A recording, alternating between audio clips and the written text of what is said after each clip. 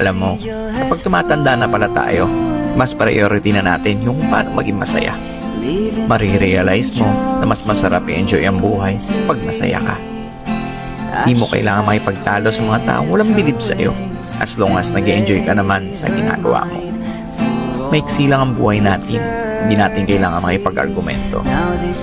Positive people will always choose happiness. Kaya kung saan ka masaya, tuloy mo lang. Enjoy lang natin ang ating buhay kung saan tayo nagiging masaya. Did what I did because I love her so. Will she ever